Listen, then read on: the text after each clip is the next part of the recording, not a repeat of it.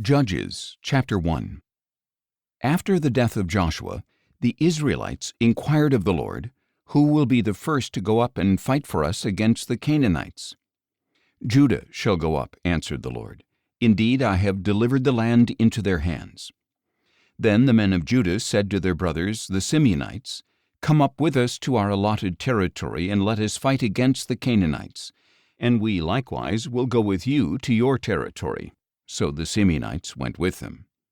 When Judah attacked, the Lord delivered the Canaanites and Perizzites into their hands, and they struck down 10,000 men at Bezek. And there they found Adoni-Bezek and fought against him, striking down the Canaanites and Perizzites. As Adoni-Bezek fled, they pursued him, seized him, and cut off his thumbs and big toes. Then Adoni-Bezek said, 70 kings with their thumbs and big toes cut off have gathered the scraps under my table. As I have done to them, so God has repaid me. And they brought him to Jerusalem, where he died. Then the men of Judah fought against Jerusalem and captured it. They put the city to the sword and set it on fire. Afterward the men of Judah marched down to fight against the Canaanites living in the hill country in the Negev and in the foothills. Judah also marched against the Canaanites who were living in Hebron, formerly known as Kiriath Arba, and they struck down Sheshai, Ahiman, and Talmai. From there they marched against the inhabitants of Debir, formerly known as Kiriath Sepher. And Caleb said, "To the man who strikes down Kiriath Sepher and captures it, I will give my daughter Achsah in marriage." So Othniel, son of Caleb's younger brother Kenaz, captured the city, and Caleb gave his daughter Achsah to him in marriage. One day Achsah came to Othniel and urged him to ask her father for a field. When she got off her donkey, Caleb asked her, "What do you desire?" "Give me a blessing," she answered. "Since you have given me land in the Negev, give me springs of water as well." So Caleb gave her both the upper and lower springs. Now the descendants of Moses' father-in-law, the Kenite, went up with the men of Judah from the city of palms to the wilderness of Judah in the Negev near Arad. They went to live among the people. Then the men of Judah went with their brothers the Simeonites, attacked the Canaanites living in Zephath, and devoted the city to destruction. So it was called Hormah. And Judah also captured Gaza, Ashkelon, and Ekron, each with its territory.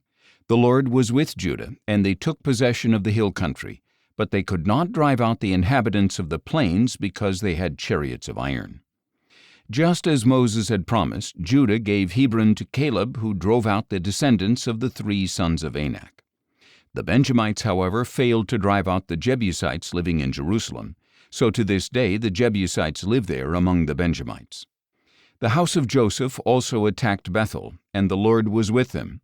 They sent spies to Bethel, formerly known as Luz, and when the spies saw a man coming out of the city, they said to him, "Please show us how to get into the city, and we will treat you kindly." So the man showed them the entrance to the city, and they put the city to the sword, but released that man and all his family. And the man went to the land of the Hittites, built a city, and called it Luz, which is its name to this day. At that time Manasseh failed to drive out the inhabitants of Bethshean, Taanach, Dor, Ibleam, Megiddo, and their villages, for the Canaanites were determined to dwell in that land. When Israel became stronger, they pressed the Canaanites into forced labor, but they never drove them out completely. Ephraim also failed to drive out the Canaanites living in Gezer, so the Canaanites continued to dwell among them in Gezer. Zebulun failed to drive out the inhabitants of Kitron and Nahalal, so the Canaanites lived among them and served as forced laborers. Asher failed to drive out the inhabitants of Akko, Sidon, Alab, Akzib, Helba, Aphek, and Rehob. So the Asherites lived among the Canaanite inhabitants of the land, because they did not drive them out. Naphtali failed to drive out the inhabitants of Beth-Shemesh and Beth-Anath. So the Naphtalites also lived among the Canaanite inhabitants of the land, but the inhabitants of Beth-Shemesh and Beth-Anath served them as forced laborers. The Amorites forced the Danites into the hill country and did not allow them to come down into the plain.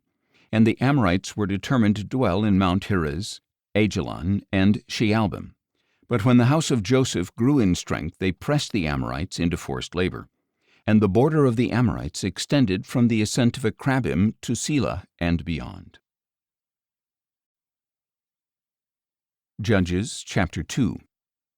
Now the angel of the Lord went up from Gilgal to Bochim, and said, I brought you up out of Egypt, and led you into the land that I had promised to your fathers. And I said, I will never break my covenant with you, and you are not to make a covenant with the people of this land, but you shall tear down their altars. Yet you have not obeyed my voice. What is this you have done? So now I tell you that I will not drive out these people before you. They will be thorns in your sides, and their gods will be a snare to you. When the angel of the Lord had spoken these words to all the Israelites, the people lifted up their voices and wept. So they called that place Bochim, and offered sacrifices there to the Lord. After Joshua had dismissed the people, the Israelites went out to take possession of the land, each to his own inheritance. And the people served the Lord throughout the days of Joshua and of the elders who outlived him, who had seen all the great works that the Lord had done for Israel. And Joshua son of Nun, the servant of the Lord, died at the age of 110. They buried him in the land of his inheritance at Timnath-Heres in the hill country of Ephraim, north of Mount Gaash. After that whole generation had also been gathered to their fathers, another generation rose up who did not know the Lord or the works that he had done for Israel. And the Israelites did evil in the sight of the Lord and served the Baals. Thus they forsook the Lord, the God of their fathers, who had brought them out of the land of Egypt, and they followed after various gods of the peoples around them. They bowed down to them and provoked the Lord to anger, for they forsook him and served Baal and the Ashtoreths. Then the anger of the Lord burned against Israel, and he delivered them into the hands of those who plundered them. He sold them into the hands of their enemies all around, whom they were no longer able to resist. Wherever Israel marched out, the hand of the Lord was against them to bring calamity, just as he had sworn to them. So they were greatly distressed. Then the Lord raised up judges who saved them from the hands of those who plundered them. Israel, however, did not listen to their judges. Instead, they prostituted themselves with other gods and bowed down to them. They quickly turned from the way of their fathers who had walked in obedience to the Lord's commandments. They did not do as their fathers had done. Whenever the Lord raised up a judge for the Israelites, he was with that judge and saved them from the hands of their enemies while the judge was still alive. For the Lord was moved to pity by their groaning under those who oppressed them and afflicted them. But when the judge died, the Israelites became even more corrupt than their fathers, going after other gods to serve them and bow down to them. They would not give up their evil practices and stubborn ways. So the anger of the Lord burned against Israel, and he said, Because this nation has transgressed the covenant I laid down for their fathers, and has not heeded my voice, I will no longer drive out before them any of the nations Joshua left when he died. In this way I will test whether Israel will keep the way of the Lord by walking in it as their fathers did. That is why the Lord had left those nations in place and had not driven them out immediately by delivering them into the hand of Joshua. Judges chapter 3. These are the nations that the Lord left to test all the Israelites who had not known any of the wars in Canaan, if only to teach warfare to the subsequent generations of Israel, especially to those who had not known it formerly. The 5 rulers of the Philistines, all the Canaanites, the Sidonians, and the Hivites who lived in the mountains of Lebanon from Mount Baal-Hermon to Lebo-Hamath. These nations were left to test the Israelites, to find out whether they would keep the commandments of the Lord which he had given their fathers through Moses. Thus the Israelites continued to live among the Canaanites, Hittites, Amorites, Perizzites, Hivites, and Jebusites. And they took the daughters of these people in marriage, gave their own daughters to their sons, and served their gods. So the Israelites did evil in the sight of the Lord. They forgot the Lord their God and served the Baals and the Asherahs. Then the anger of the Lord burned against Israel, and he sold them into the hand of Cushan-Rishathaim, king of Aram-Naharaim, and the Israelites served him 8 years. But when the Israelites cried out to the Lord, he raised up Othniel, son of Caleb's younger brother Kenaz, as a deliverer to save them. The Spirit of the Lord came upon him, and he became Israel's judge and went out to war. And the Lord delivered Cushan-Rishathaim king of Aram into the hand of Othniel, who prevailed against him. So the land had rest for 40 years, until Othniel son of Kenaz died. Once again the Israelites did evil in the sight of the Lord. So he gave Eglon king of Moab power over Israel, because they had done evil in the sight of the Lord. After enlisting the Ammonites and Amalekites to join forces with him, Eglon attacked and defeated Israel, taking possession of the city of palms. The Israelites served Eglon king of Moab 18 years. And again they cried out to the Lord, and he raised up Ehud son of Gera, a left-handed Benjamite, as their deliverer. So they sent him with tribute to Eglon king of Moab. Now Ehud had made for himself a double-edged sword a cubit long. He strapped it to his right thigh under his cloak, and brought the tribute to Eglon king of Moab, who was an obese man. After Ehud had finished presenting the tribute, he ushered out those who had carried it. But upon reaching the idols near Gilgal, he himself turned back and said, "I have a secret message for you, O king." "Silence," said the king, and all his attendants left him. Then Ehud approached him while he was sitting alone in the coolness of his upper room. "I have a word from God for you," Ehud said. And the king rose from his seat. And Ehud reached with his left hand, pulled the sword from his right thigh, and plunged it into Eglon's belly. Even the handle sank in after the blade, and Eglon's fat closed in over it, so that Ehud did not withdraw the sword from his belly. And Eglon's bowels emptied. Then Ehud went out through the porch, closing and locking the doors of the upper room behind him. After Ehud was gone, Eglon's servants came in and found the doors of the upper room locked. He must be relieving himself in the cool room, they said. So they waited until they became worried and saw that he had still not opened the doors of the upper room. Then they took the key and opened the doors, and there was their lord lying dead on the floor.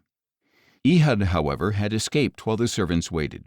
He passed by the idols and escaped to Seirah. On arriving in Seirah, he blew the ram's horn throughout the hill country of Ephraim. The Israelites came down with him from the hills, and he became their leader. "Follow me," he told them, "for the Lord has delivered your enemies the Moabites into your hand." So they followed him down and seized the fords of the Jordan leading to Moab, and did not allow anyone to cross over. At that time they struck down about 10,000 Moabites, all robust and valiant men. Not one of them escaped. So Moab was subdued under the hand of Israel that day, and the land had rest for 80 years. After Ehud came Shamgar son of Anath, and he too saved Israel, striking down 600 Philistines with an ox goad. Judges chapter 4. After Ehud died, the Israelites again did evil in the sight of the Lord. So the Lord sold them into the hand of Jabin king of Canaan, who reigned in Hazor. The commander of his forces was Sisera, who lived in Harosheth Hagoyim. Then the Israelites cried out to the Lord because Jabin had 900 chariots of iron, and he had harshly oppressed the Israelites for 20 years. Now Deborah, a prophetess, the wife of Lapidoth, was judging Israel at that time, and she would sit under the palm of Deborah between Ramah and Bethel in the hill country of Ephraim, where the Israelites would go up to her for judgment.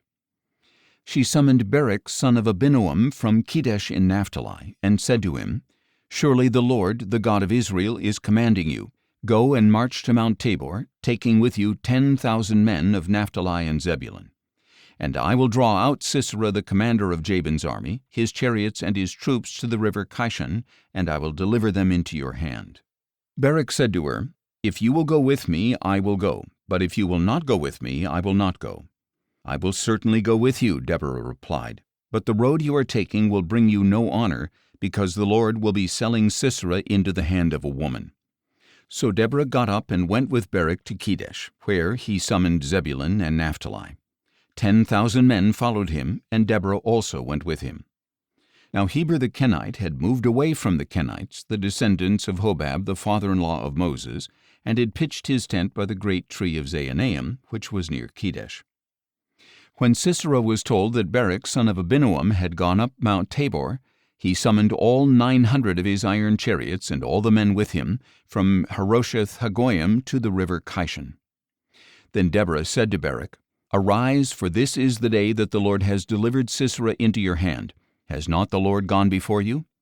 So Barak came down from Mount Tabor with 10,000 men following him. And in front of him the Lord routed with the sword Sisera, all his charioteers, and all his army. Sisera abandoned his chariot and fled on foot. Then Barak pursued the chariots and army as far as Harosheth Hagoyim, and the whole army of Sisera fell by the sword. Not a single man was left. Meanwhile Sisera had fled on foot to the tent of Jael, the wife of Heber the Kenite, because there was peace between Jabin king of Hazor and the house of Heber the Kenite. Jael went out to greet Sisera and said to him, "Come in, my lord, come in with me, do not be afraid." So he entered her tent, and she covered him with a blanket. Sisera said to her, "Please give me a little water to drink, for I am thirsty." So she opened a container of milk, gave him a drink, and covered him again. "Stand at the entrance to the tent," he said, "and if anyone comes and asks you, 'Is there a man here?' say, 'No.'" But as he lay sleeping from exhaustion, Heber's wife Jael took a tent peg, grabbed a hammer, and went silently to Sisera. She drove the peg through his temple and into the ground, and he died. When Barak arrived in pursuit of Sisera, Jael went out to greet him and said to him, "Come, and I will show you the man you are seeking." So he went in with her, and there lay Sisera dead with a tent peg through his temple. On that day God subdued Jabin king of Canaan before the Israelites, and the hand of the Israelites grew stronger and stronger against Jabin king of Canaan until they destroyed him. Judges chapter 5.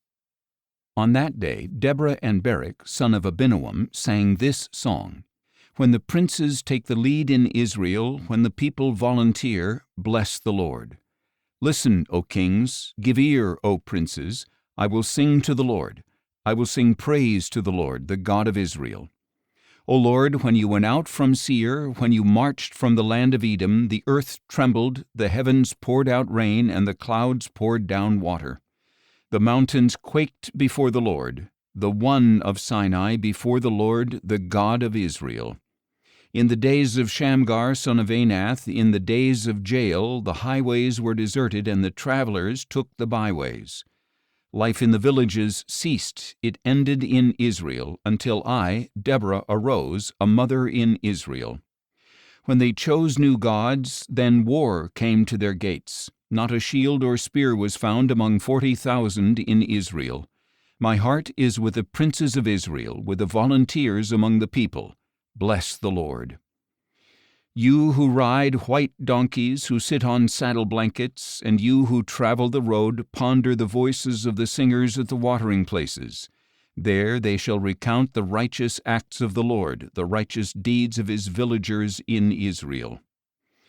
Then the people of the Lord went down to the gates. Awake, awake, O Deborah! Awake, awake, sing a song! Arise, O Barak, and take hold of your captives, O son of Abinoam.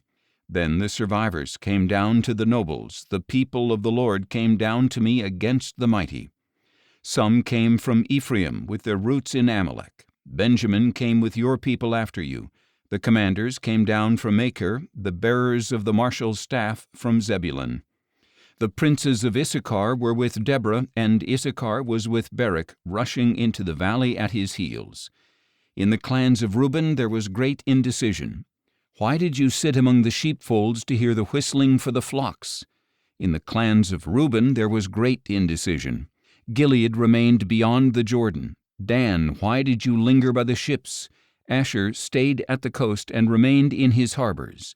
Zebulun was a people who risked their lives. Naphtali, too, on the heights of the battlefield. Kings came and fought. Then the kings of Canaan fought at Taanach by the waters of Megiddo, but they took no plunder of silver. From the heavens the stars fought. From their courses they fought against Sisera. The river Kishon swept them away, the ancient river, the river Kishon. March on, O my soul, in strength. Then the hoofs of horses thundered, the mad galloping of his stallions. Curse Meroz, says the angel of the Lord. Bitterly curse her inhabitants, for they did not come to help the Lord against the mighty. Most blessed among women is Jael, the wife of Heber the Kenite, most blessed of tent-dwelling women. He asked for water, and she gave him milk. In a magnificent bowl she brought him curds. She reached for the tent peg, her right hand for the workman's hammer. She struck Sisera and crushed his skull. She shattered and pierced his temple. At her feet he collapsed. He fell. There he lay still. At her feet he collapsed. He fell. Where he collapsed, there he fell dead.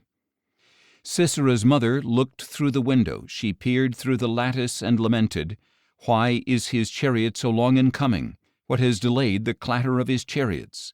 Her wisest ladies answer, "Indeed, she keeps telling herself, are they not finding and dividing the spoil, a girl or two for each warrior, a plunder of dyed garments for Sisera, the spoil of embroidered garments for the neck of the looter? So may all your enemies perish, O Lord, but may those who love you shine like the sun at its brightest." And the land had rest for 40 years. Judges chapter 6. Again the Israelites did evil in the sight of the Lord. So he delivered them into the hand of Midian for 7 years, and the hand of Midian prevailed against Israel. Because of the Midianites, the Israelites prepared shelters for themselves in the mountains, caves, and strongholds. Whenever the Israelites would plant their crops, the Midianites, Amalekites, and other people of the east would come up and invade them, encamping against them as far as Gaza and destroying the produce of the land. They left Israel with no sustenance, neither sheep nor oxen nor donkeys. For the Midianites came with their livestock and their tents like a great swarm of locusts. They and their camels were innumerable, and they entered the land to ravage it. Israel was greatly impoverished by Midian, and the Israelites cried out to the Lord.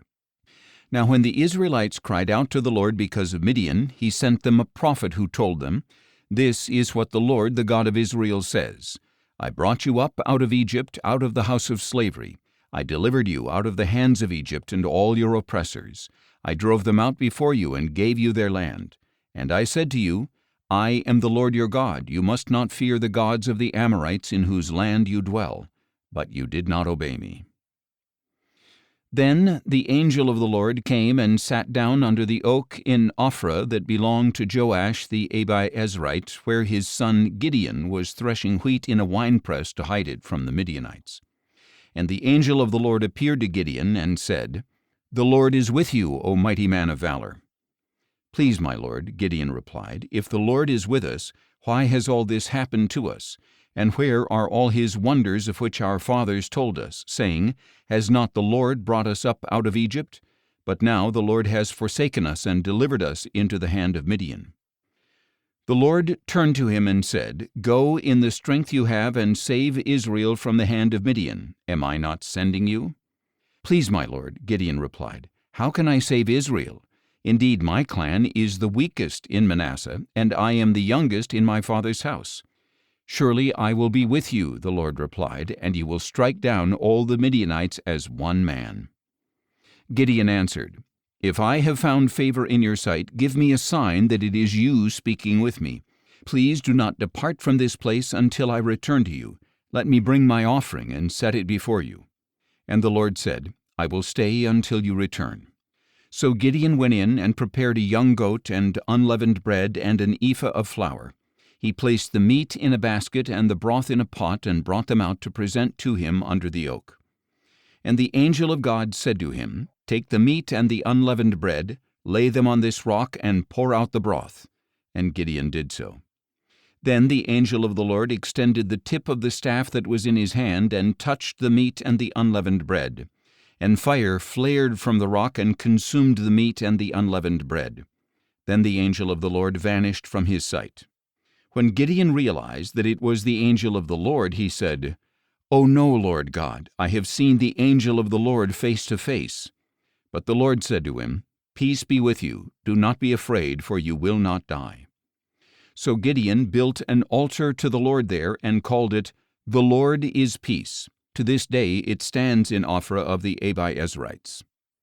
On that very night the Lord said to Gideon, "Take your father's young bull and a second bull 7 years old, tear down your father's altar to Baal and cut down the Asherah pole beside it. Then build a proper altar to the Lord your God on the top of this stronghold. And with the wood of the Asherah pole you cut down, Take the second bull and offer it as a burnt offering." So Gideon took 10 of his servants and did as the Lord had told him.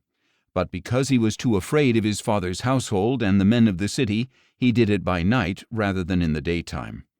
When the men of the city got up in the morning, there was Baal's altar torn down, with the Asherah pole cut down beside it, and the second bull offered up on the newly built altar. "Who did this?" they said to one another. And after they had investigated thoroughly, they were told, "Gideon, son of Joash, did it." Then the men of the city said to Joash, "Bring out your son. He must die, because he has torn down Baal's altar and cut down the Asherah pole beside it." But Joash said to all who stood against him, "Are you contending for Baal? Are you trying to save him? Whoever pleads his case will be put to death by morning. If Baal is a god, let him contend for himself with the one who has torn down his altar." So on that day Gideon was called Jerubbaal, that is to say, "Let Baal contend with him," because he had torn down Baal's altar. Then all the Midianites, Amalekites, and other people of the east gathered together, crossed over the Jordan, and camped in the valley of Jezreel. So the Spirit of the Lord came upon Gideon, who blew the ram's horn and rallied the Abiezrites behind him. Calling them to arms, Gideon sent messengers throughout Manasseh as well as Asher, Zebulun, and Naphtali, so that they came up to meet him. Then Gideon said to God, "If you are going to save Israel by my hand, as you have said, then behold, I will place a fleece of wool on the threshing floor. If there is dew only on the fleece and all the ground is dry, then I will know that you are going to save Israel by my hand, as you have said." And that is what happened. When Gideon arose the next morning, he squeezed the fleece and wrung out the dew, a bowl full of water. Then Gideon said to God, "Do not be angry with me. Let me speak one more time. Please allow me one more test with the fleece. This time let it be dry and the ground covered with dew." And that night God did so. Only the fleece was dry, and dew covered the ground. Judges chapter 7. Early in the morning, Jerubbaal, that is, Gideon, and all the men with him camped beside the spring of Harod. And the camp of Midian was north of them, in the valley near the hill of Moreh. Then the Lord said to Gideon, "You have too many people for me to deliver Midian into their hands, lest Israel glorify themselves over me, saying, 'My own hand has saved me.' Now therefore proclaim in the hearing of the people, 'Whoever is fearful and trembling may turn back and leave Mount Gilead.' So 22,000 of them turned back, but 10,000 remained. Then the Lord said to Gideon, 'There are still too many people. Take them down to the water, and I will sift them for you there. If I say to you, "This one shall go with you," he shall go. But if I say, "This one shall not go with you," he shall not go." So Gideon brought the people down to the water, and the Lord said to him, "Separate those who lap the water with their tongues like a dog from those who kneel to drink." And the number of those who lapped the water with their hands to their mouths was 300 men. All the others knelt to drink. Then the Lord said to Gideon, "With the 300 men who lapped the water I will save you and deliver the Midianites into your hand, but all the others are to go home." So Gideon sent the rest of the Israelites to their tents, but kept the 300 men who took charge of the provisions and ram's horns of the others. And the camp of Midian lay below him in the valley. That night the Lord said to Gideon, "Get up and go down against the camp, for I have delivered it into your hand. But if you are afraid to do so, then go down to the camp with your servant Purah, and listen to what they are saying. Then your hands will be strengthened to attack the camp." So he went with Purah his servant to the outposts where armed men were guarding the camp. Now the Midianites, Amalekites, and all the other people of the east had settled in the valley like a swarm of locusts, and their camels were as countless as the sand on the seashore. And as Gideon arrived, a man was telling his friend about a dream. "Behold, I had a dream," he said, "and I saw a loaf of barley bread come tumbling into the Midianite camp. It struck the tent so hard that the tent overturned and collapsed." His friend replied, "This is nothing less than the sword of Gideon, son of Joash the Israelite. God has delivered Midian and the whole camp into his hand." When Gideon heard the dream and its interpretation, he bowed in worship. He returned to the camp of Israel and said, "Get up, for the Lord has delivered the camp of Midian into your hand." And he divided the 300 men into 3 companies, and gave each man a ram's horn in one hand, and a large jar in the other, containing a torch. "Watch me, and do as I do," Gideon said. "When I come to the outskirts of the camp, do exactly as I do.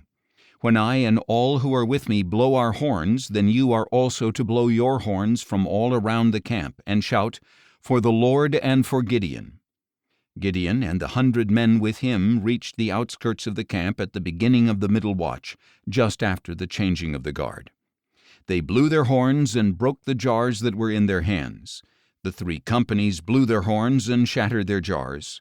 Holding the torches in their left hands and the horns in their right hands, they shouted, "A sword for the Lord and for Gideon." Each Israelite took his position around the camp, and the entire Midianite army fled, crying out as they ran. And when the 300 rams' horns sounded, the Lord set all the men in the camp against one another with their swords. The army fled to Bethshittah toward Zererah, as far as the border of Abel-Meholah near Tabbath. Then the men of Israel were called out from Naphtali, Asher, and all Manasseh, and they pursued the Midianites. Gideon sent messengers throughout the hill country of Ephraim to say, "Come down against the Midianites and seize the waters of the Jordan ahead of them as far as Beth-barah." So all the men of Ephraim were called out, and they captured the waters of the Jordan as far as Beth-barah. They also captured Oreb and Zeeb, the 2 princes of Midian, and they killed Oreb at the rock of Oreb, and Zeeb at the winepress of Zeeb. So they pursued the Midianites, and brought the heads of Oreb and Zeeb to Gideon on the other side of the Jordan. Judges chapter 8. Then the men of Ephraim said to Gideon, "Why have you done this to us? Why did you fail to call us when you went to fight against Midian?" And they contended with him violently. But Gideon answered them, "Now what have I accomplished compared to you? Are not the gleanings of Ephraim better than the grape harvest of Abiezer? God has delivered Oreb and Zeeb, the 2 princes of Midian, into your hand. What was I able to do compared to you?" When he had said this, their anger against him subsided. Then Gideon and his 300 men came to the Jordan and crossed it, exhausted yet still in pursuit. So Gideon said to the men of Succoth, "Please give my troops some bread, for they are exhausted, and I am still pursuing Zebah and Zalmunna, the kings of Midian." But the leaders of Succoth asked, "Are the hands of Zebah and Zalmunna already in your possession, that we should give bread to your army?" "Very well," Gideon replied. "When the Lord has delivered Zebah and Zalmunna into my hand, I will tear your flesh with the thorns and briars of the wilderness." From there he went up to Penuel and asked the same from them, but the men of Penuel gave the same response as the men of Succoth. So Gideon told the men of Penuel, "When I return in triumph, I will tear down this tower." Now Zebah and Zalmunna were in Karkor with their army of about 15,000 men, all that were left of the armies of the people of the east.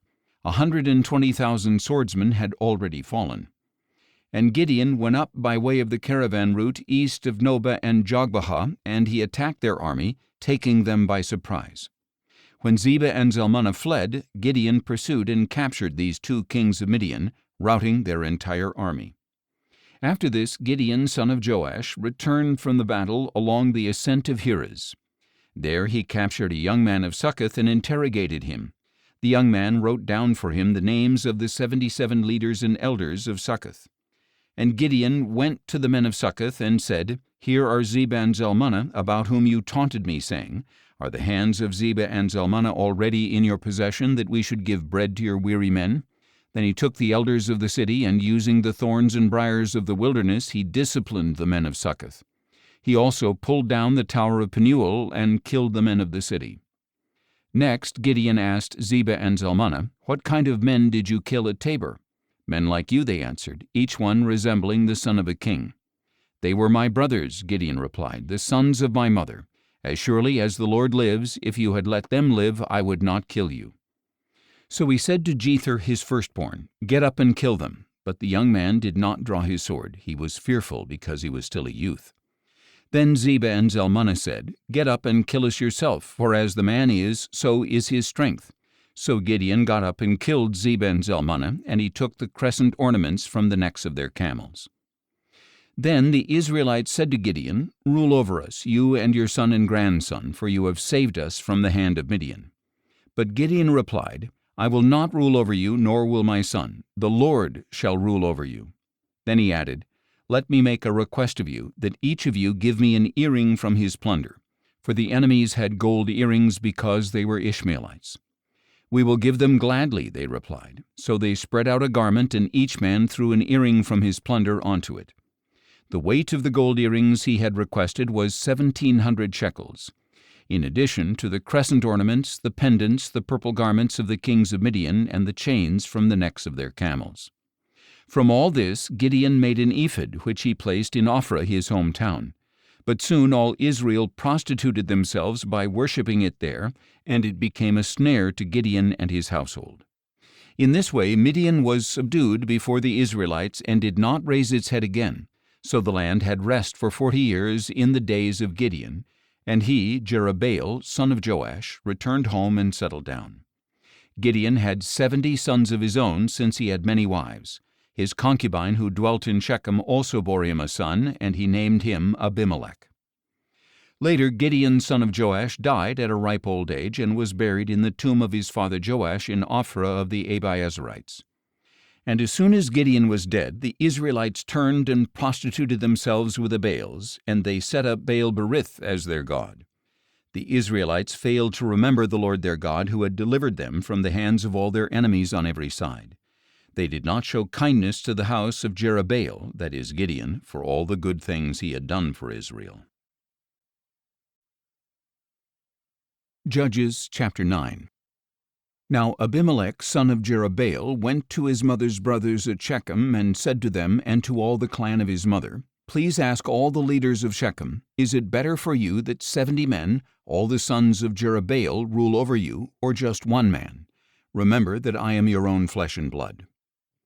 And when his mother's brothers spoke all these words about him in the presence of all the leaders of Shechem, their hearts were inclined to follow Abimelech, for they said, "He is our brother."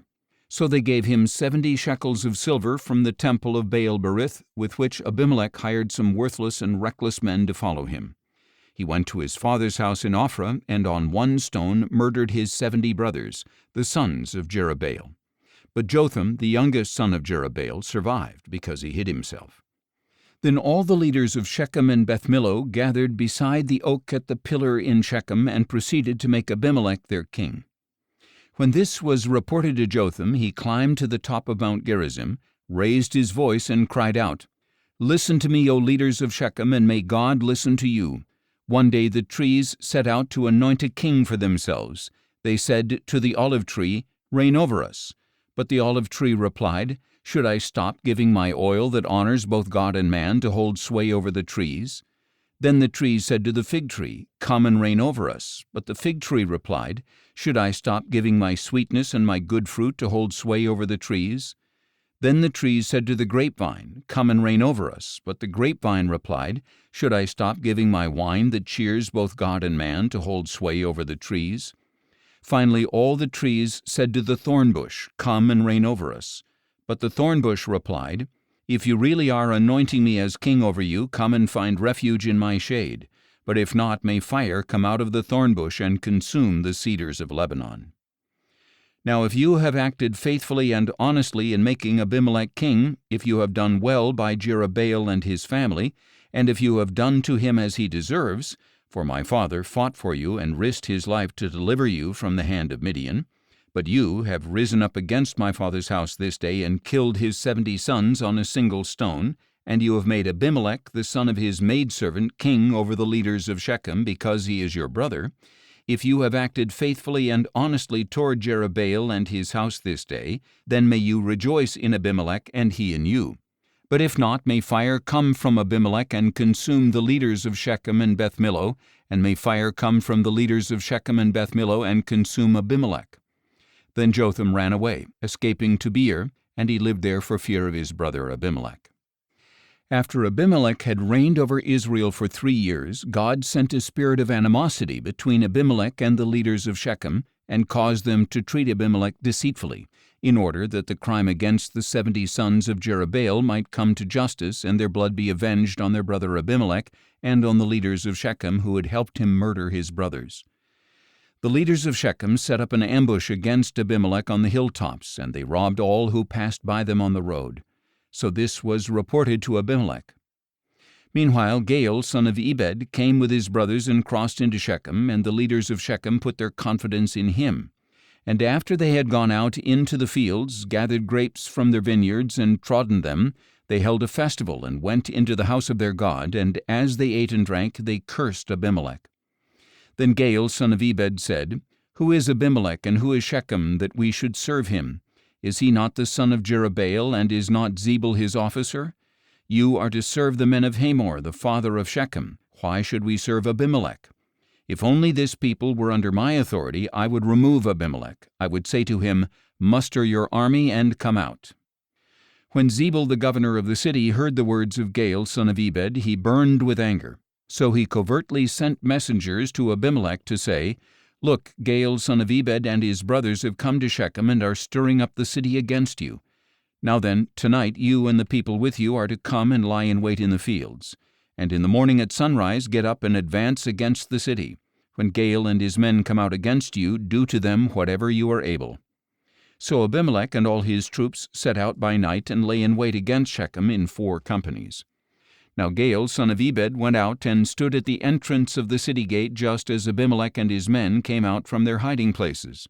When Gaal saw the people, he said to Zebul, Look, people are coming down from the mountains. But Zebul replied, The shadows of the mountains look like men to you. Then Gaal spoke up again, Look, people are coming down from the center of the land, and one company is coming by way of Diviner's Oak.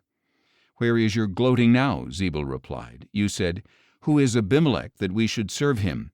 Are these not the people you ridiculed? Go out now and fight them. So Gaal went out before the leaders of Shechem and fought against Abimelech, but Abimelech pursued him, and Gaal fled before him. And many Shechemites fell wounded all the way to the entrance of the gate. Abimelech stayed in Arumah, and Zebul drove Gaal and his brothers out of Shechem. The next day the people of Shechem went out into the fields, and this was reported to Abimelech. So he took his men, divided them into 3 companies, and lay in wait in the fields. When he saw the people coming out of the city, he rose up against them and attacked them. Then Abimelech and the companies with him rushed forward and took their stand at the entrance of the city gate. The other 2 companies rushed against all who were in the fields and struck them down. And all that day Abimelech fought against the city until he had captured it and killed its people. Then he demolished the city and sowed it with salt.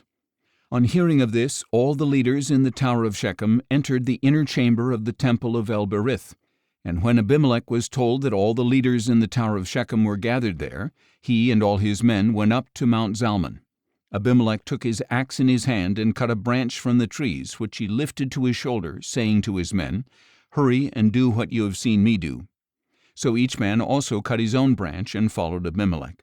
Then they piled the branches against the inner chamber and set it on fire above them, killing everyone in the tower of Shechem, about 1,000 men and women. Then Abimelech went to Thebez, encamped against it, and captured it. But there was a strong tower inside the city, and all the men, women, and leaders of the city fled there. They locked themselves in and went up to the roof of the tower. When Abimelech came to attack the tower, he approached its entrance to set it on fire. But a woman dropped an upper millstone on Abimelech's head, crushing his skull. He quickly called his armor-bearer, saying, Draw your sword and kill me, lest they say of me, A woman killed him. So Abimelech's armor-bearer ran his sword through him, and he died. And when the Israelites saw that Abimelech was dead, they all went home. In this way God repaid the wickedness that Abimelech had done to his father in murdering his 70 brothers. And God also brought all the wickedness of the men of Shechem back upon their own heads. So the curse of Jotham, son of Jerubbaal, came upon them. Judges chapter 10. After the time of Abimelech, a man of Issachar, Tola, son of Puah, the son of Dodo, rose up to save Israel. He lived in Shamir, in the hill country of Ephraim. Tola judged Israel 23 years, and when he died he was buried in Shamir. Tola was followed by Jair the Gileadite, who judged Israel 22 years. He had 30 sons who rode on 30 donkeys, and they had 30 towns in the land of Gilead, which to this day are called Havoth-Jair. When Jair died, he was buried in Canaan. And again the Israelites did evil in the sight of the Lord. They served the Baals, the Ashtoreths, the gods of Aram, Sidon, and Moab, and the gods of the Ammonites and Philistines. Thus they forsook the Lord and did not serve him. So the anger of the Lord burned against Israel, and he sold them into the hands of the Philistines and Ammonites, who that very year harassed and oppressed the Israelites, and did so for 18 years to all the Israelites on the other side of the Jordan in Gilead, the land of the Amorites. The Ammonites also crossed the Jordan to fight against Judah, Benjamin, and the house of Ephraim, and Israel was in deep distress. Then the Israelites cried out to the Lord, saying, "We have sinned against you, for we have indeed forsaken our God and served the Baals." The Lord replied, "When the Egyptians, Amorites, Ammonites, Philistines, Sidonians, Amalekites, and Maonites oppressed you and you cried out to me, did I not save you from their hands? But you have forsaken me and served other gods, so I will no longer save you. Go and cry out to the gods you have chosen. Let them save you in your time of trouble." "We have sinned," the Israelites said to the Lord. "Deal with us as you see fit, but please deliver us today." So they put away the foreign gods from among them and served the Lord, and he could no longer bear the misery of Israel. Then the Ammonites were called to arms and camped in Gilead, and the Israelites assembled and camped at Mizpah. And the rulers of Gilead said to one another, "Whoever will launch the attack against the Ammonites will be the head of all who live in Gilead." Judges chapter 11. Now Jephthah the Gileadite was a mighty man of valor. He was the son of a prostitute, and Gilead was his father. And Gilead's wife bore him sons who grew up, drove Jephthah out, and said to him, "You shall have no inheritance in our father's house, because you are the son of another woman." So Jephthah fled from his brothers and settled in the land of Tob, where worthless men gathered around him and traveled with him. Some time later, when the Ammonites fought against Israel and made war with them, the elders of Gilead went to get Jephthah from the land of Tob. "Come," they said, "be our commander so that we can fight against the Ammonites." Jephthah replied to the elders of Gilead, "Did you not hate me and expel me from my father's house? Why then have you come to me now when you are in distress?" They answered Jephthah, "This is why we now turn to you, that you may go with us, fight the Ammonites, and become leader over all of us who live in Gilead." But Jephthah asked them, "If you take me back to fight the Ammonites, and the Lord gives them to me, will I really be your leader?" And the elders of Gilead said to Jephthah, "The Lord is our witness if we do not do as you say." So Jephthah went with the elders of Gilead, and the people made him their leader and commander. And Jephthah repeated all his terms in the presence of the Lord at Mizpah. Then Jephthah sent messengers to the king of the Ammonites, saying, "What do you have against me, that you have come to fight against my land?" The king of the Ammonites answered Jephthah's messengers, "When Israel came up out of Egypt, they seized my land from the Arnon to the Jabbok, and all the way to the Jordan. Now therefore restore it peaceably." Jephthah again sent messengers to the king of the Ammonites, to tell him, "This is what Jephthah says, Israel did not take away the land of Moab or of the Ammonites. But when Israel came up out of Egypt, they traveled through the wilderness to the Red Sea and came to Kadesh.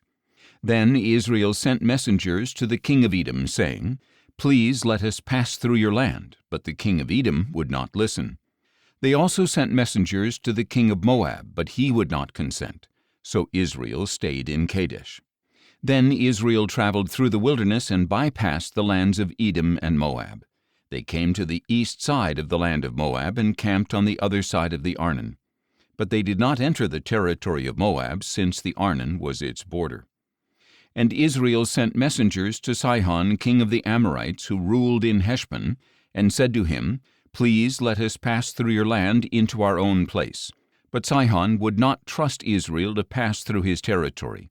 So he gathered all his people, encamped in Jahaz, and fought with Israel.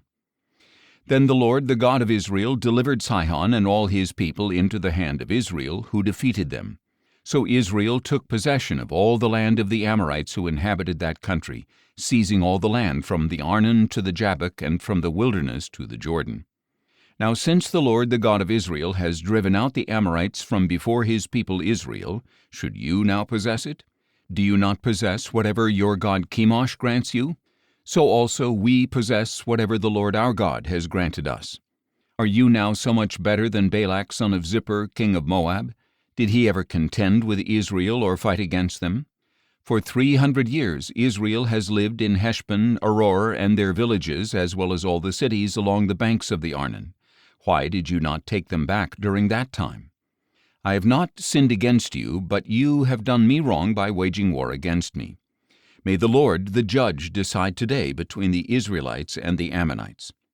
But the king of the Ammonites paid no heed to the message Jephthah sent him. Then the Spirit of the Lord came upon Jephthah, and he passed through Gilead and Manasseh, then through Mizpah of Gilead, and from there he advanced against the Ammonites. Jephthah made this vow to the Lord: If indeed you will deliver the Ammonites into my hand, then whatever comes out of the door of my house to greet me on my triumphant return from the Ammonites will belong to the Lord, and I will offer it up as a burnt offering. So Jephthah crossed over to the Ammonites to fight against them, and the Lord delivered them into his hand. With a great blow he devastated 20 cities from Aroer to the vicinity of Minnith, as far as Abel-keramim. So the Ammonites were subdued before the Israelites. And when Jephthah returned home to Mizpah, there was his daughter coming out to meet him with tambourines and dancing. She was his only child. He had no son or daughter besides her. As soon as Jephthah saw her, he tore his clothes and said, No, not my daughter. You have brought me to my knees. You have brought great misery upon me, for I have given my word to the Lord and cannot take it back. My father, she replied, you have given your word to the Lord. Do to me as you have said, for the Lord has avenged you of your enemies, the Ammonites. She also said to her father, Let me do this one thing. Let me wander for 2 months through the mountains with my friends and mourn my virginity. Go, he said, and he sent her away for 2 months. So she left with her friends and mourned her virginity upon the mountains. After 2 months she returned to her father, and he did to her as he had vowed, and she had never had relations with a man.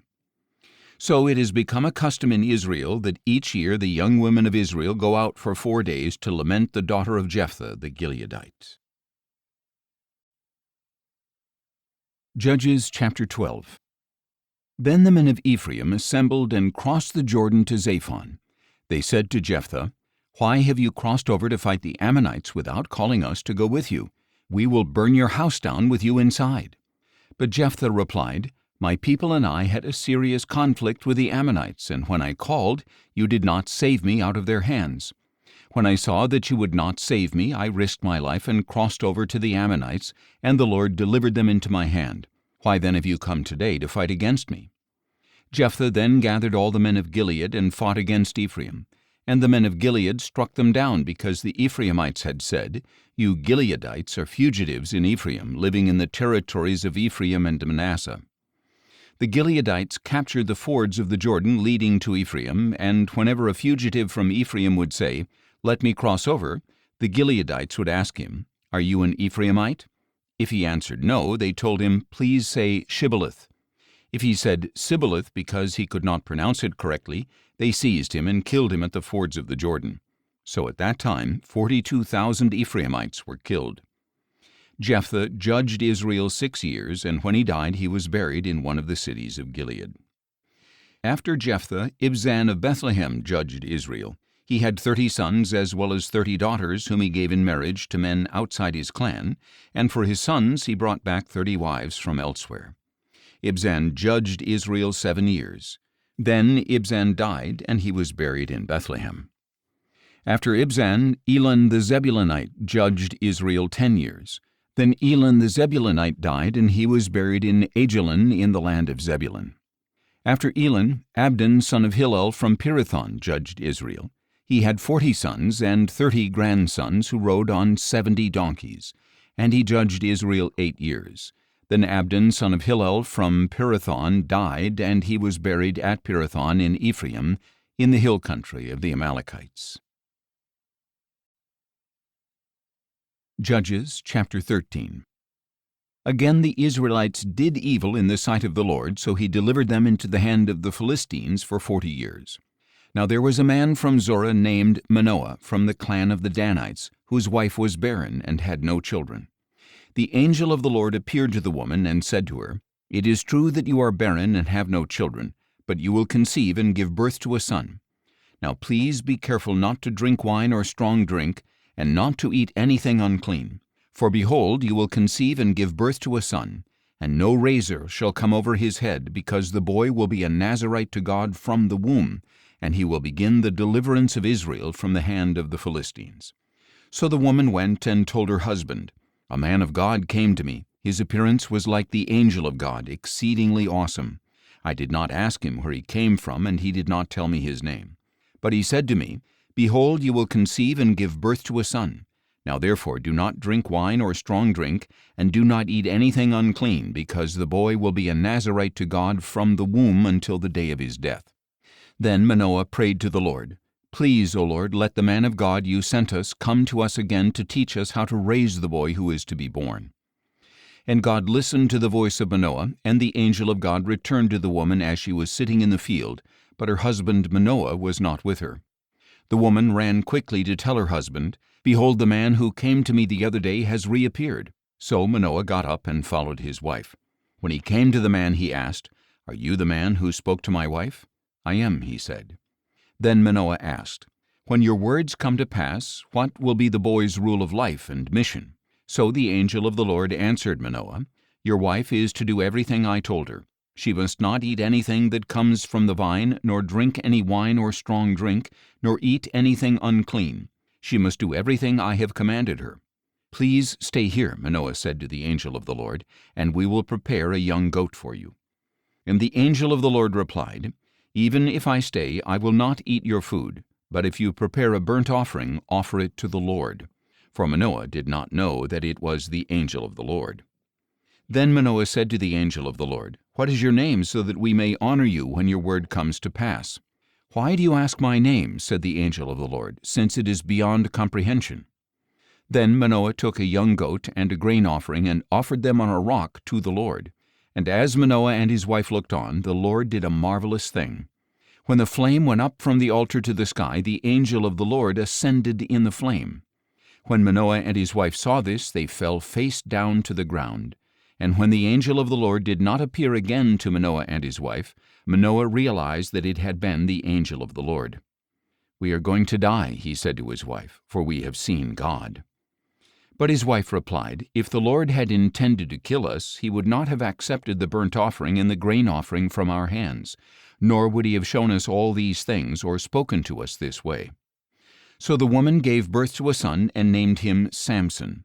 The boy grew, and the Lord blessed him, and the Spirit of the Lord began to stir him at Mahaneh-dan, between Zorah and Eshtaol. Judges chapter 14.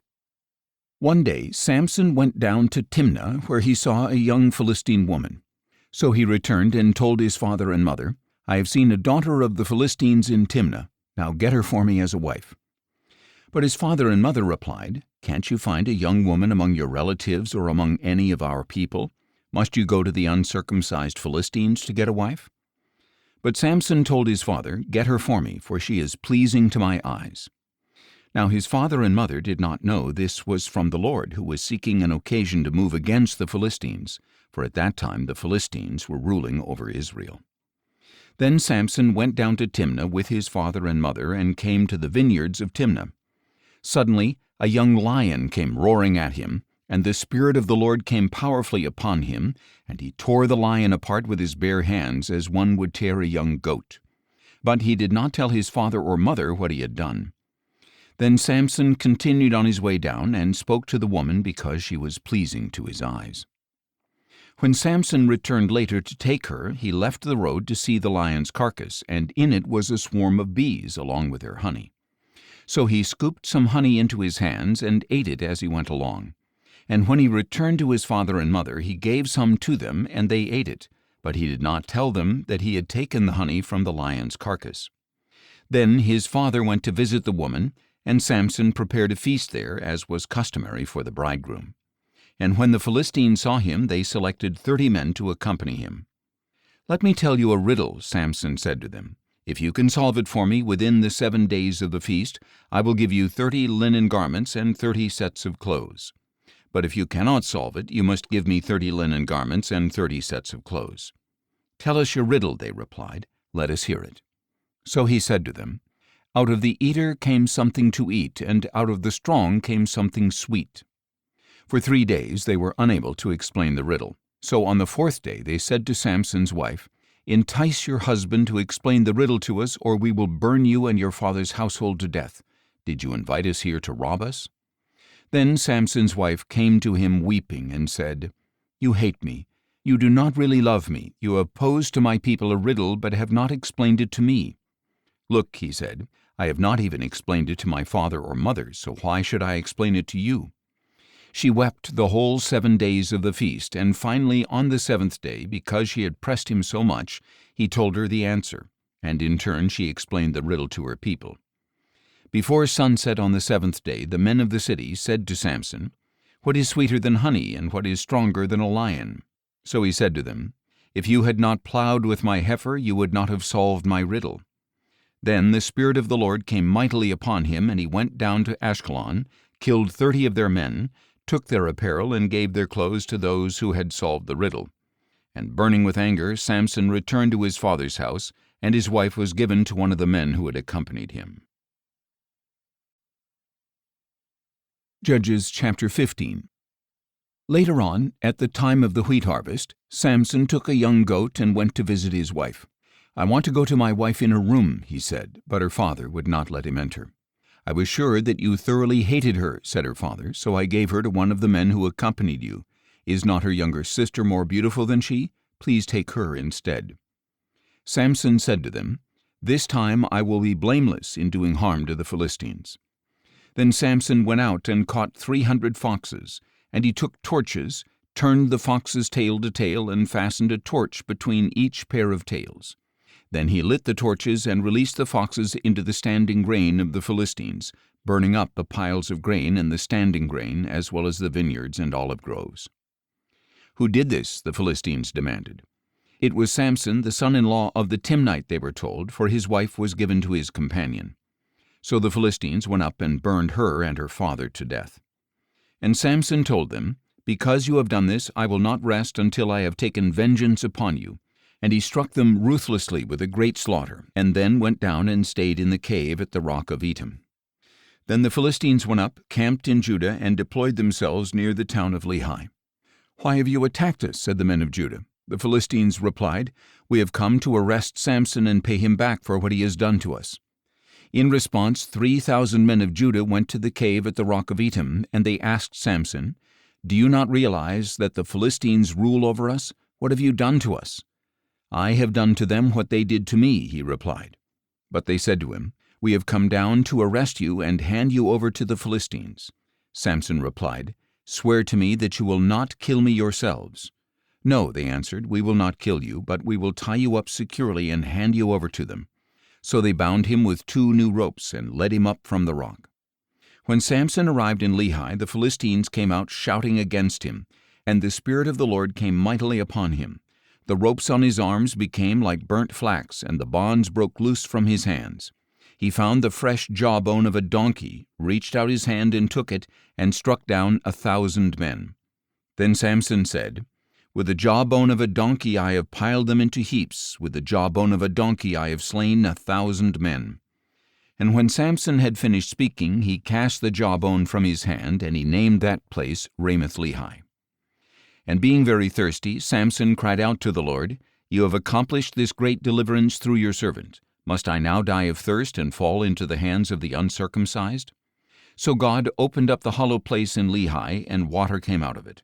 When Samson drank, his strength returned, and he was revived. That is why he named it En-Hakkore, and it remains in Lehi to this day. And Samson judged Israel for 20 years in the days of the Philistines.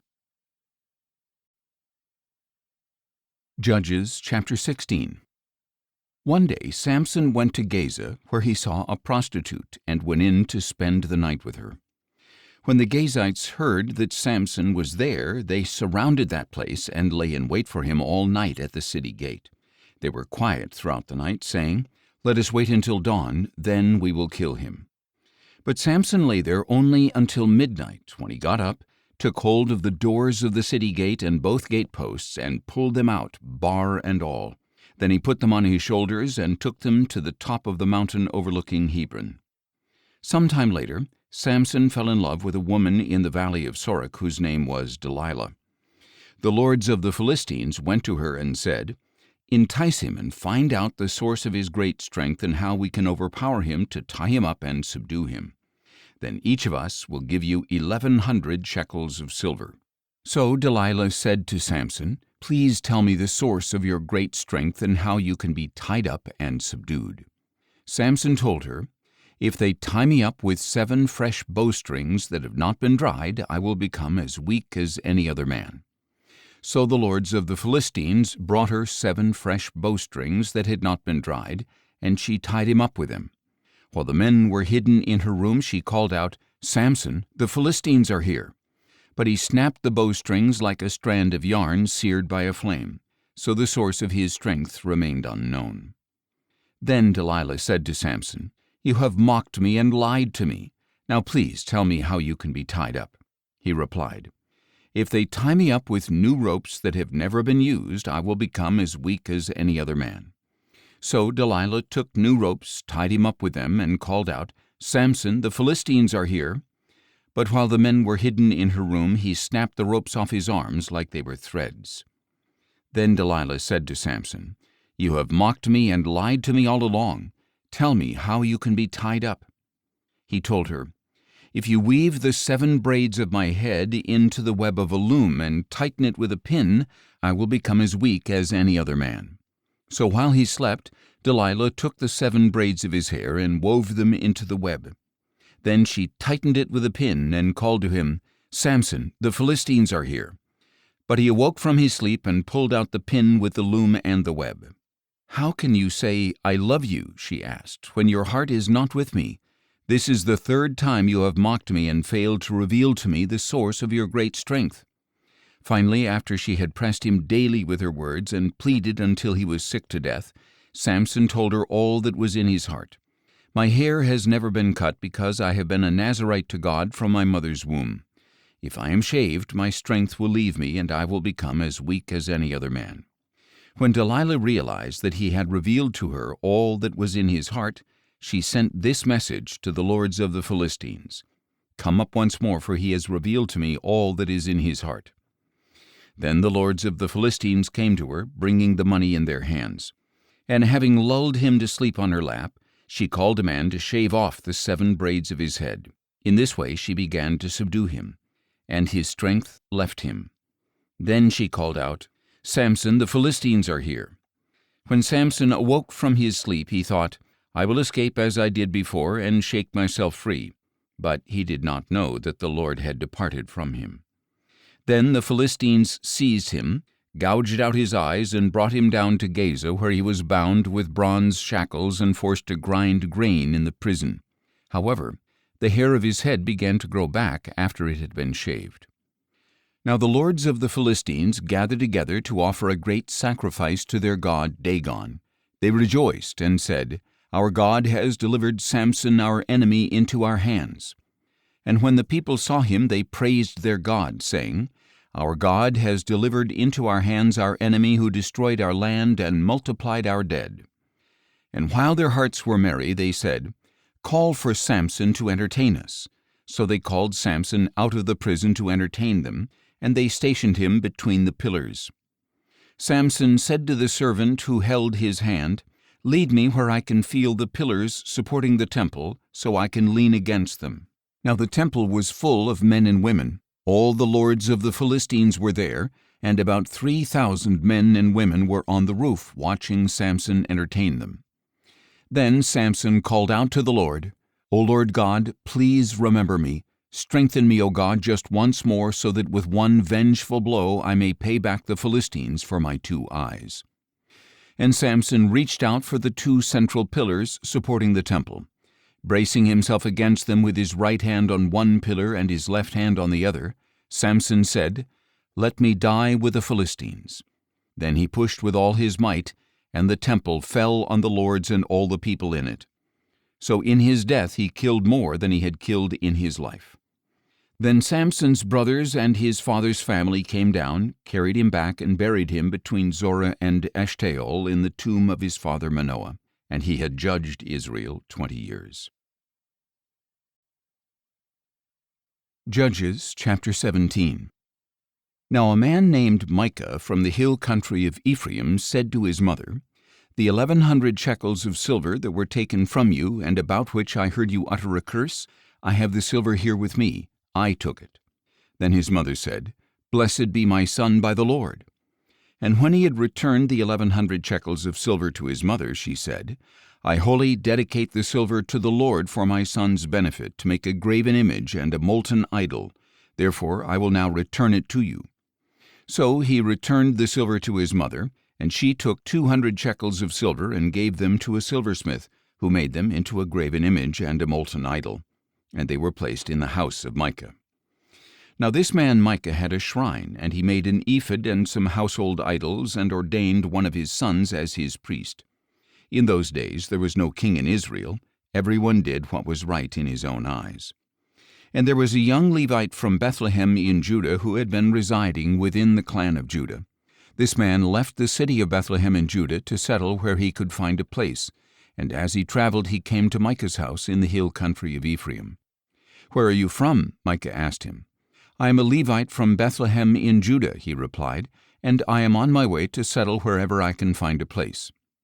"Stay with me," Micah said to him, "and be my father and priest, and I will give you 10 shekels of silver per year, a suit of clothes, and your provisions."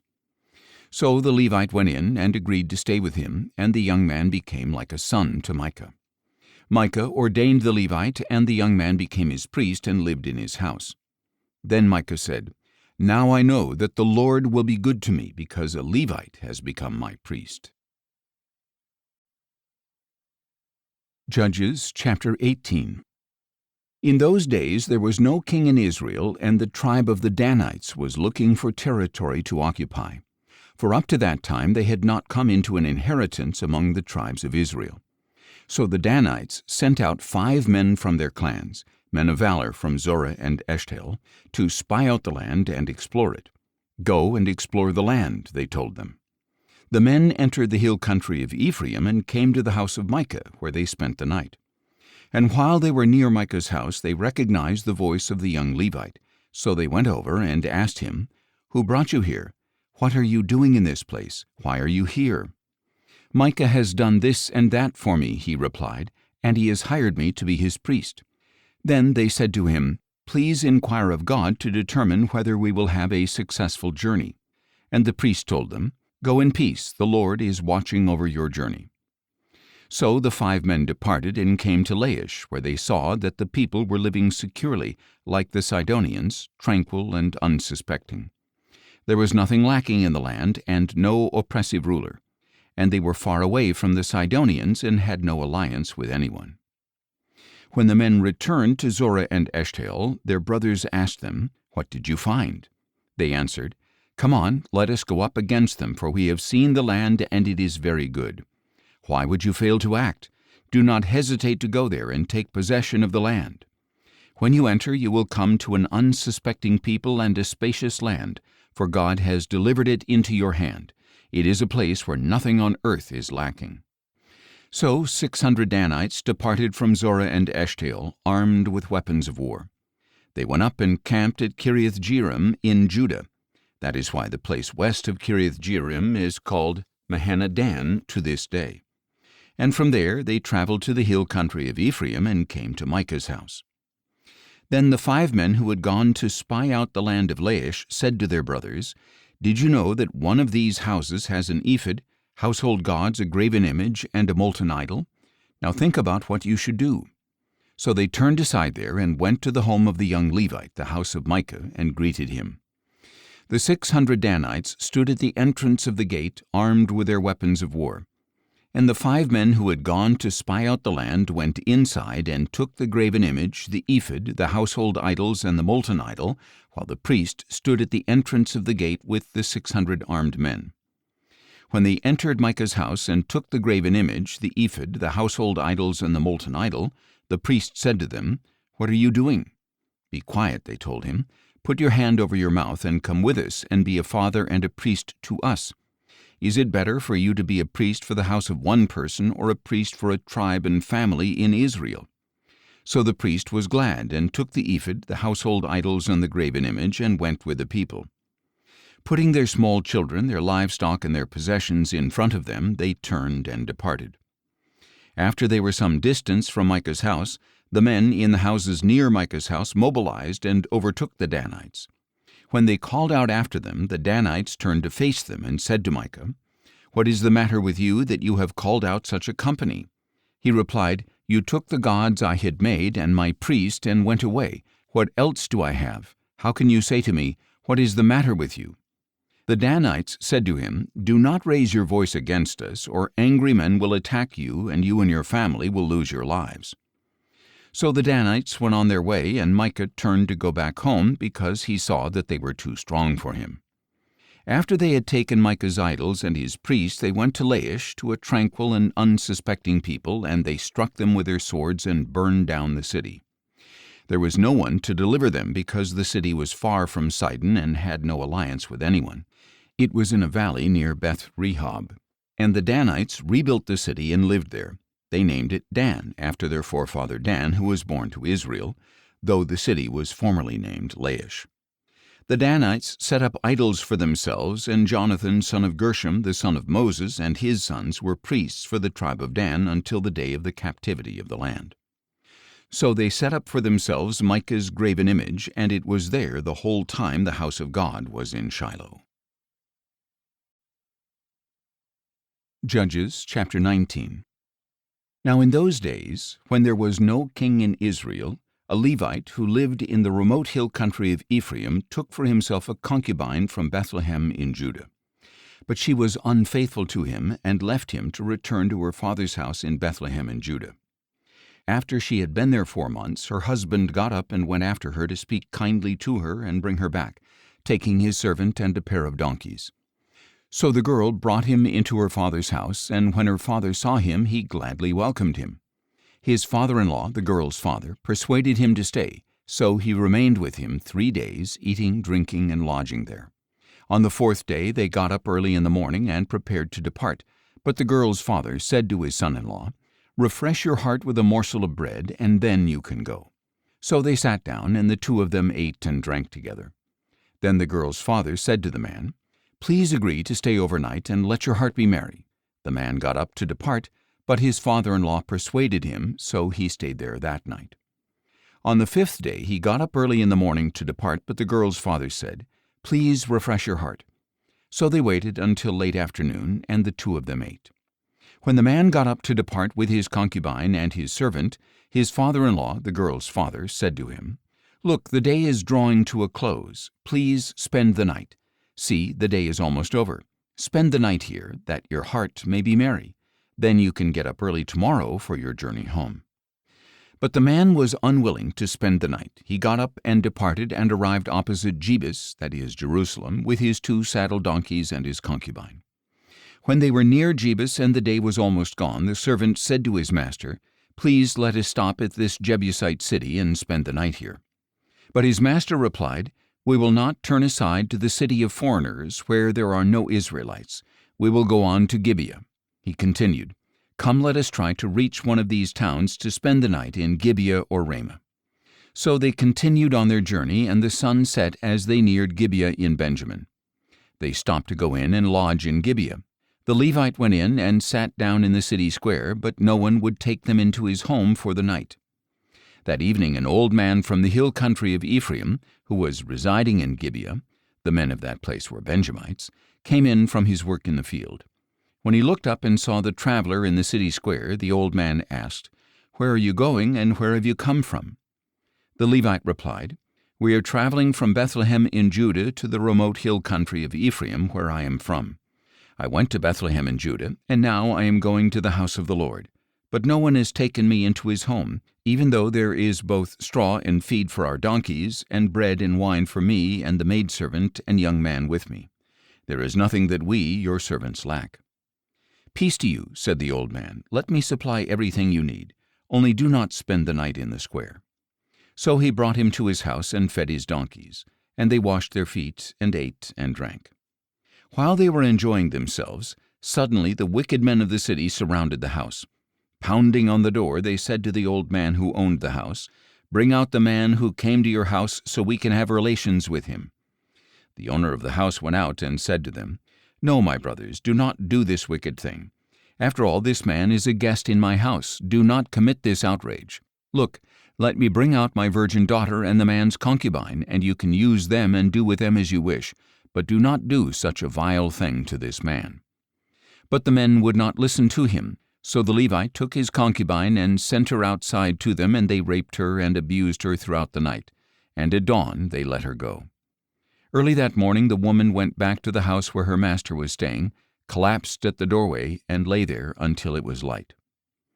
In the morning, when her master got up and opened the doors of the house to go out on his journey, there was his concubine, collapsed in the doorway of the house with her hands on the threshold.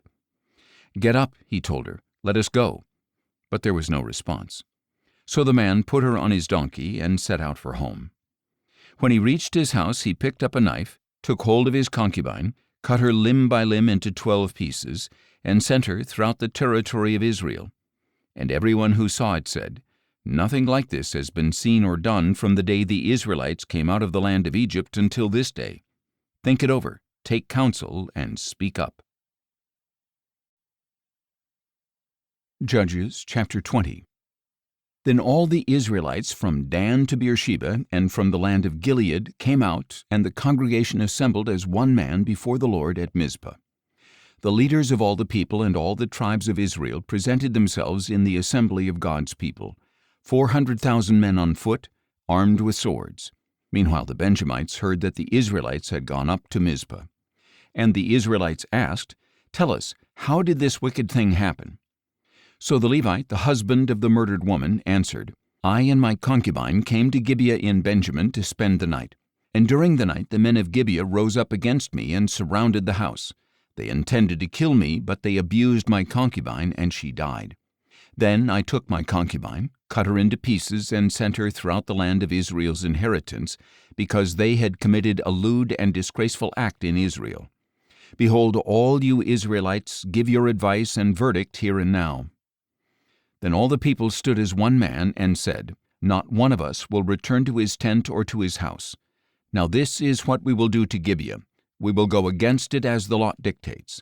We will take 10 men out of every 100 from all the tribes of Israel, and 100 out of every 1,000, and 1,000 out of every 10,000, to supply provisions for the army when they go to Gibeah in Benjamin to punish them for the atrocity they have committed in Israel." So all the men of Israel gathered as one man, united against the city. And the tribes of Israel sent men throughout the tribe of Benjamin, saying, "What is this wickedness that has occurred among you? Hand over the wicked men of Gibeah, so we can put them to death and purge Israel of this evil." But the Benjamites refused to heed the voice of their fellow Israelites. And from their cities they came together at Gibeah to go out and fight against the Israelites. On that day the Benjamites mobilized 26,000 swordsmen from their cities, in addition to the 700 select men of Gibeah. Among all these soldiers there were 700 select left-handers, each of whom could sling a stone at a hair without missing. The Israelites, apart from Benjamin, mobilized 400,000 swordsmen, each one an experienced warrior. The Israelites set out, went up to Bethel, and inquired of God, "Who of us shall go up first to fight against the Benjamites?" "Judah will be first," the Lord replied. The next morning the Israelites set out and camped near Gibeah, and the men of Israel went out to fight against Benjamin and took up their battle positions at Gibeah. And the Benjamites came out of Gibeah and cut down 22,000 Israelites on the battlefield that day. But the Israelite army took courage and again took their battle positions in the same place where they had arrayed themselves on the first day. They went up and wept before the Lord until evening, inquiring of him, "Should we again draw near for battle against our brothers the Benjamites?" And the Lord answered, "Go up against them." On the second day the Israelites advanced against the Benjamites. That same day the Benjamites came out against them from Gibeah and cut down another 18,000 Israelites, all of them armed with swords. Then the Israelites, all the people, went up to Bethel, where they sat weeping before the Lord. That day they fasted until evening and presented burnt offerings and peace offerings to the Lord. And the Israelites inquired of the Lord. In those days the ark of the covenant of God was there, and Phinehas, son of Eleazar, the son of Aaron, served before it. The Israelites asked, "Should we again go out to battle against our brothers the Benjamites, or should we stop?" The Lord answered, "Fight, for tomorrow I will deliver them into your hand." So Israel set up an ambush around Gibeah. On the third day the Israelites went up against the Benjamites and arrayed themselves against Gibeah as they had done before. The Benjamites came out against them and were drawn away from the city. They began to attack the people as before, killing about 30 men of Israel in the fields and on the roads, one of which led up to Bethel and the other to Gibeah. "We are defeating them as before," said the Benjamites. But the Israelites said, "Let us retreat and draw them away from the city onto the roads." So all the men of Israel got up from their places and arrayed themselves at Baal Tamar, and the Israelites in ambush charged from their positions west of Gibeah. Then 10,000 select men from all Israel made a frontal assault against Gibeah, and the battle was fierce. But the Benjamites did not realize that disaster was upon them. The Lord defeated Benjamin in the presence of Israel, and on that day the Israelites slaughtered 25,100 Benjamites, all armed with swords. Then the Benjamites realized they had been defeated. Now the men of Israel had retreated before Benjamin because they were relying on the ambush they had set against Gibeah. The men in ambush rushed suddenly against Gibeah. They advanced and put the whole city to the sword. The men of Israel had arranged a signal with the men in ambush. When they sent up a great cloud of smoke from the city, the men of Israel would turn in the battle. When the Benjamites had begun to strike them down, killing about 30 men of Israel, they said, "They are defeated before us as in the first battle." But when the column of smoke began to go up from the city, the Benjamites looked behind them and saw the whole city going up in smoke. Then the men of Israel turned back on them, and the men of Benjamin were terrified when they realized that disaster had come upon them. So they fled before the men of Israel toward the wilderness, but the battle overtook them, and the men coming out of the cities struck them down there. They surrounded the Benjamites, pursued them, and easily overtook them in the vicinity of Gibeah on the east. And 18,000 Benjamites fell, all men of valor. Then the Benjamites turned and fled toward the wilderness to the rock of Rimmon, and Israel cut down 5,000 men on the roads. And they overtook them at Gidom and struck down 2,000 more. That day 25,000 Benjamite swordsmen fell, all men of valor. But 600 men turned and fled into the wilderness to the rock of Rimmon, where they stayed 4 months.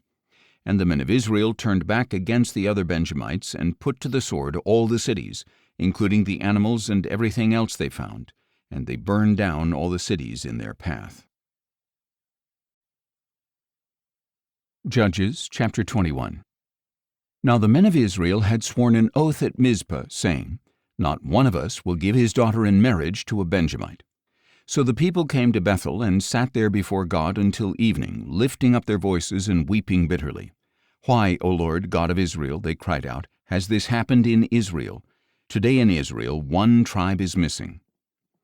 The next day the people got up early, built an altar there, and presented burnt offerings and peace offerings. The Israelites asked, "Who among all the tribes of Israel did not come to the assembly before the Lord?" For they had taken a solemn oath that anyone who failed to come up before the Lord at Mizpah would surely be put to death.